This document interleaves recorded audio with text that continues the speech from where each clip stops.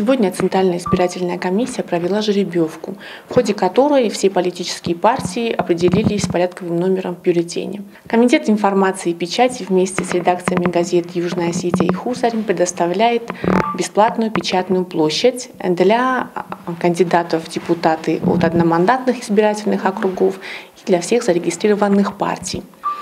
Для того, чтобы разместить свой агитационный материал в газете, кандидату или же партии необходимо согласовать свой агитационный материал предварительно с Центральной избирательной комиссией, получить резолюцию одобрения и затем принести в редакцию, которые располагаются на втором этаже здания Дома печати по улице Путина, 7.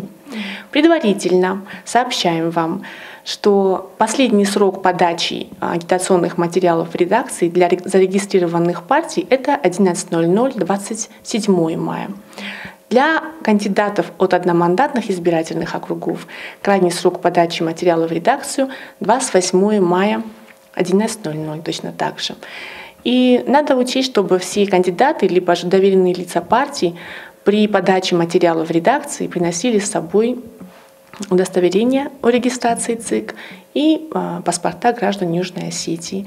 Точно так же еще хотим отметить, что необходимо будет заключить договора письменные в редакциях. Договора не готовы, чтобы все были к этому готовы. Это все, что касается бесплатного печатного времени. Располагаться кандидаты от одномандатных округов будут в алфавитном порядке в газете, а партии будут располагаться, соответственно, уже взяты на жеребьевке номерам, то есть по их номерам в бюллетене.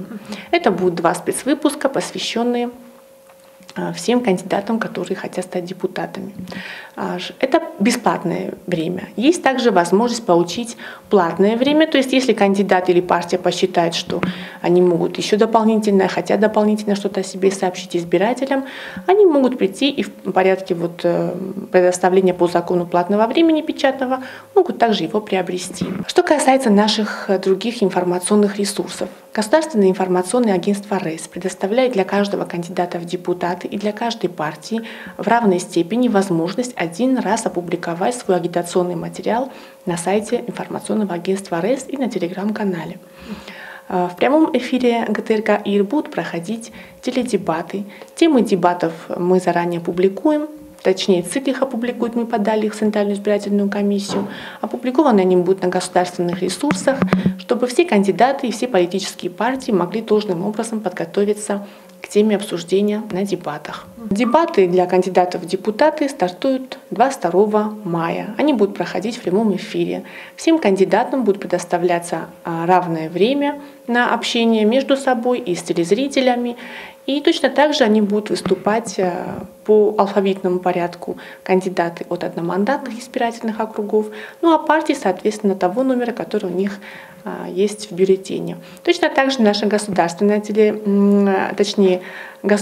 радио тоже готово прокручивать в радиоэфире ролики предвыборные, агитационные материалы кандидатов. Так как у нас довольно большое количество зарегистрированных кандидатов, 111 кандидатов от одномандатных избирательных округов и 7 политических партий, и надо успеть всем предоставить время, чтобы избиратели познакомились, узнали людей, то нам придется проводить на телевидении в день. Дебаты будут проходить 2 раза.